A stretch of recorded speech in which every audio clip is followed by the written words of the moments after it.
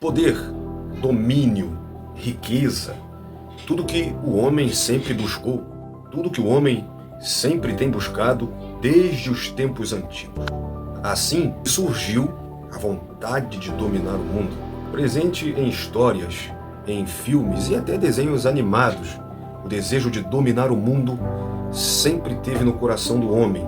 Isso está presente no passado e está ligado também com o futuro. Afinal, a gente sabe que o anticristo, ele virá com essa promessa: unificar os reinos, governar o mundo. Assim se surgiram os grandes impérios mundiais: o Egito, a Assíria, a Babilônia, os Medos, o Medo-Persa, o Império Grego, o Império Romano e etc. O fato é que a nossa revista da Escola Dominical está falando sobre um desses impérios, que é o Império Persa. Eu sou Jonathan Cadiz e hoje, na nossa conversa sobre EBD, vamos conhecer um pouco mais desse império citado na Bíblia, o Império Persa.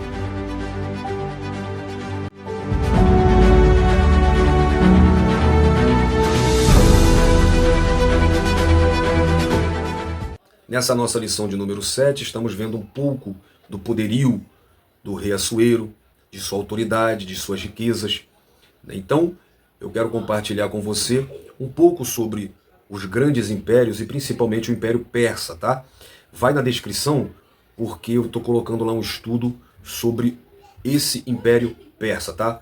O seu surgimento, a localização, a origem, o seu declínio, a sua formação, tudo isso tem lá na descrição desse estudo, tá bom? Muito bom, muito importante você, professor, entrar dentro dessa cultura, aprender mais dessa história, tá bom? E juntos vamos sendo sempre edificados pela palavra de Deus.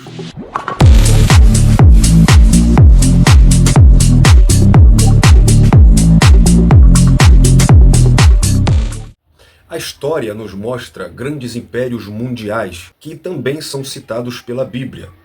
Por exemplo, o Egito, depois o Império Assírio, o Império Babilônico, o Medo-Persa, o Persa e assim sucessivamente. O Império Assírio, esse império foi o que levou Israel, o Reino do Norte, para o exílio, derrotado pelos babilônicos, que foi o próximo império mundial. O primeiro império babilônico durou de 1792 a.C. a 1750, e o neobabilônico de 626 a.C. a 539 a.C. O fim do Império Babilônico é marcado pelas conquistas de Ciro, o Grande, quando se inicia o Império Persa. Antes disso, tem o Império Medo-Persa. Em 550 a.C., os Medos ficaram sob o controle do rei persa, Ciro II, que passou a governar o reino Medo-Persa.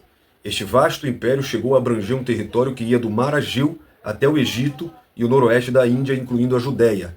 A Medo-Persa reinou sobre a nação judaica por mais de 200 anos, seguido pelo Império Persa.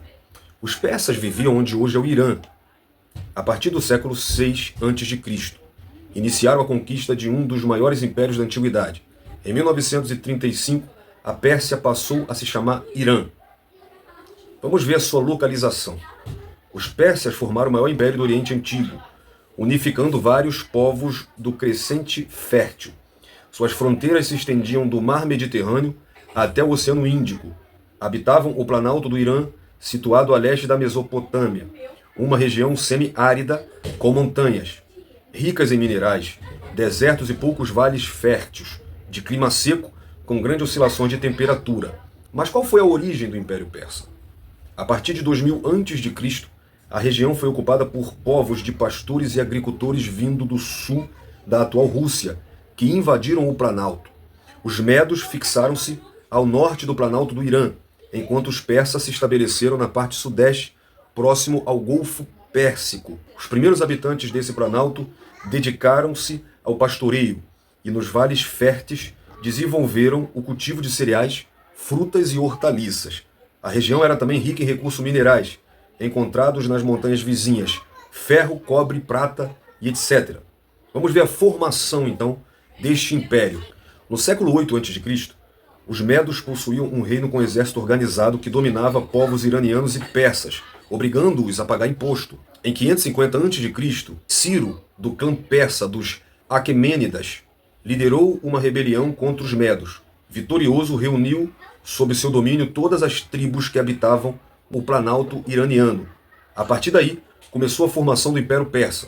Ciro conduziu a Pérsia à expansão, conquistando várias regiões, solucionando o problema do aumento da população e da pequena produção agrícola na região.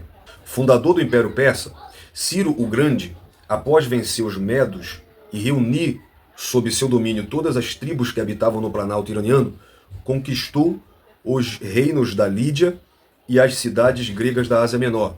Em 539 a.C., conquistou então a Mesopotâmia. Por sua ordem, nesse mesmo ano, os judeus retornaram à Palestina, terminando assim o cativeiro babilônico começado por Nabucodonosor sobre o Reino do Norte. Ciro incorporou o império a toda a Mesopotâmia, a Fenícia e a Palestina. Ciro morreu em combate em 529 a.C. e foi sucedido pelo seu filho, Cambises, que com um grande exército conquistou o Egito em 525 a.C., na Batalha de Pelusa. Ao voltar para a Pérsia, Cambises morreu assassinado em uma revolta interna e foi sucedido por Dairo I, que reinou de 521 a 586 a.C., que foi sucedido por seu filho Xerxes, que é o Assuero, de quem fala o livro de Esté. Provavelmente também do livro de Esdras, no capítulo 4, no versículo 6. Este reconquistou o Egito e tentou invadir a Grécia, mas foi repelido com grandes perdas. Vai na lição porque a gente falou dessa batalha, a Batalha de Solamina. E depois de reinar por 20 anos, Xerxes foi assassinado no ano de 465, e seu sucessor foi o seu filho Artaxerxes, o Longânimo.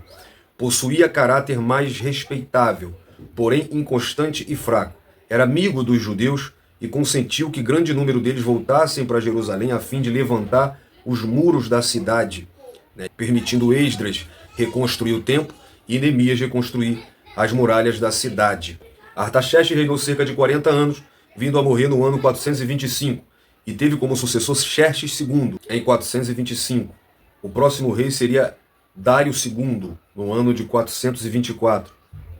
Artaxerxes II, em 404. Artaxerxes III, no ano de 359. Rei Arcés, em 338. E Dário III, que reinou em 336. O último rei caiu nas mãos de Alexandre o Grande, em 331 a.C., dando início ao Império Grego e dando fim ao Império Persa. Esses impérios são vistos em Daniel capítulo 2, no sonho de Nabucodonosor, com a estátua, com a cabeça de ouro fino, peito e braço de prata, e barriga e coxa de bronze, e as pernas de ferro, e pés de ferro e de barro. A cabeça de ouro representa a Babilônia, que reinou de 626 a 539, sobre o reinado de Nabucodonosor, onde nós vimos que levou Daniel, todo o reino do sul. O norte já tinha sido levado pela Assíria, que caiu para a Babilônia, conforme nós vimos. Então a cabeça feita de ouro fino representa o reino da Babilônia, que o Senhor deu ao Nabucodonosor para governar. E o ouro simboliza o poder superior da Babilônia. A Babilônia seria destruída por um reino inferior, que foi o que aconteceu. Os peitos e braço, que representa a Média, o Império Medo-Persa, que em 539, com o governo de Dário, tomou a Babilônia sem luta. Então, os peitos e braços feitos de prata representam o reino Medo-Persa, que é a segunda potência que subiria depois da Babilônia. E a prata, que é de menor valor do que o ouro, simboliza o status inferior da Média Persa em relação à Babilônia. E a Pérsia acabaria sendo conquistada por outro reino, que é a barriga e coxa de bronze, que é a Grécia, que em 332, sobre a liderança de Alexandre, o Grande, da Grécia, conquistou o reino persa e expandiu o seu reino até ao extremo oriente, chegando tão longe quanto o rio Indo. Foi a maior expansão da época sob o domínio de Alexandre. Então a barriga e a coxa de bronze representam o reino da Grécia.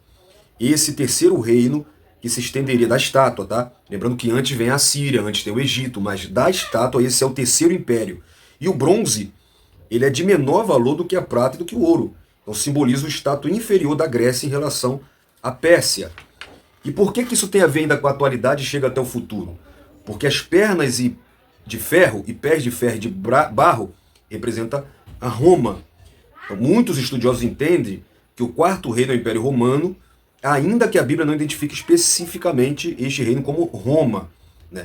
E depois, em 63 a.C., o general romano Pompeu conquistou Jerusalém. E nós vamos ver no decorrer da história, até a história de Cristo, se passando a história de Cristo em 70 depois de Cristo, os romanos destruíram o templo judaico de Jerusalém.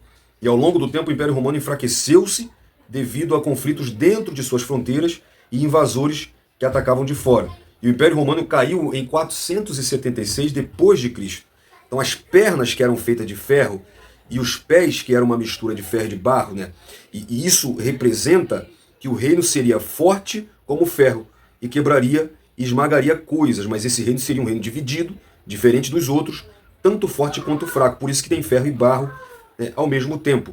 Depois dessa visão, Daniel vê uma pedra que desce e despedaça, né, essa estátua, esses pés, mostrando então o reino do Messias, que será um reino milenial. Após o reino do anticristo, né, ele será derrotado e Jesus então ele trará o seu reino milenial sobre a terra. Por isso que é importante, né, a estátua de Daniel mostra esses impérios, e o Império Persa foi um grande império muito importante dentro desse período e dentro da visão escatológica e profética bíblica. Eu espero ter contribuído com a sua lição. Deus abençoe sua vida. Um abraço.